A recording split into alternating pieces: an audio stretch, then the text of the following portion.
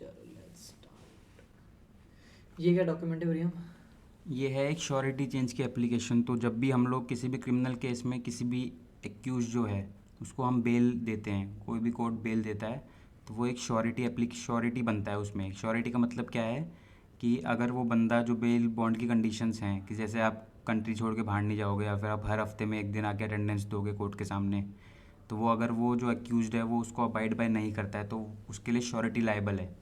इसलिए हर एक्यूज को एक श्योरिटी का नाम देना पड़ता है कोर्ट के सामने कि अगर मैं ये कंडीशन अबाइड नहीं करूँगा तो ये श्योरिटी ने जितना भी श्योरिटी बॉन्ड दिया है, श्योरिटी बॉन्ड मतलब एक अमाउंट होता है जैसे कि 10,000 20,000 जो कि एक फिक्स्ड अमाउंट होता है कोर्ट के द्वारा, वो फॉरफिट कर लिया जाता है अगर वो एक्यूज उन कंडीशंस को अबाइड बाय नहीं करता है जो कोर्ट ने लगाई हैं बेल देते टाइम। ठीक है, तो इसका इस केस सवाल। में हम लोग क्या कर रहे हैं कि जो श्योरिटी था उस टाइम वो श्योरिटी नहीं रहना चाहता है आगे, तो इसलिए एक्यूज क्या कर रहा है कि चेंज ऑफ श्योरिटी की एप्लीकेशन लगा रहा है कोर्ट के सामने। मतलब कि मेरे को पैसे नहीं देने? वो जो श्योरिटी है वो उस एक्यूज का श्योरिटी नहीं देना चाहता है, उसका अच्छा। जो ट्रस्ट था एक्यूज पे वो हाँ। अब नहीं रहा है। तो वो चाहता है कि मैं अब श्योरिटी ना रहूँ इस एक्यूज के बिहाफ पे। तो अच्छा। अगर ऐसा होता है तो फिर it's the compulsory responsibility of the accused कि वो नया श्योरिटी कोर्ट को ला के दे। अगर वो नहीं ला पाता है तो फिर उसको अरेस्ट कर लिया जाएगा उसी टाइम। तो इसलिए इस केस में हम श्योरिटी की एप्लीकेशन लगा रहे हैं कि आप श्योरिटी चेंज कर दीजिए एक्यूज के बिहाफ पे। तो इसका बेसिक फॉर्मेट यही है कि हम लोगों को ये लिखना होता है कि जो इनिशियल श्योरिटी था वो कौन था और जो न्यू श्योरिटी है वो कौन है।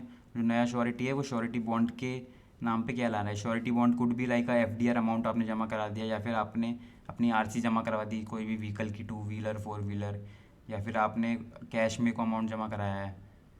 So these all can be surety bonds. अच्छा, RC of a vehicle can be surety yes. Bond. अच्छा, इसका लेआउट स्ट्रक्चर सेम सो रहता इसका है? लेआउट स्ट्रक्चर क्या है, बेसिकली आपको सबसे पहले कोर्ट का नाम लिखना होता है, किस कोर्ट के सामने आप ये एप्लीकेशन लगा रहे हैं।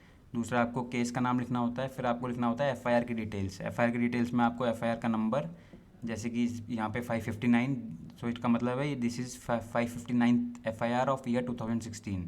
फिर वो किस सेक्शन के अंडर हुई है कि उसके खिलाफ और कौन सा पुलिस स्टेशन है उसमें। उसके बाद फिर आपको हेडिंग डालनी है application for change of surety. फिर आपको नीचे वही सारी डिटेल्स लिखनी है कि कौन पुरानी श्योरिटी है कौन नया श्योरिटी है, ये केस कौन सी स्टेज पे है इस कोर्ट के सामने, और फिर आपको प्रे करना है कोर्ट के सामने कि वो प्लीज़ ये परमिशन ग्रांट कर दी जाए। ठीक सो है। This is the basic. इसका कोई स्टैम्पिंग वगैरह कुछ? इसमें दो रुपये की कोर्ट टिकट लगाई जाती है और फिर इसको सीधा रीडर को दिया जाता है कोर्ट के अंदर। उसके बाद फिर डॉक्यूमेंट्स को चेक करके और पुरानी श्योरिटी के डॉक्यूमेंट्स को रिलीव कर दिया जाता है और इस हिसाब से श्योरिटी चेंज हो जाती है।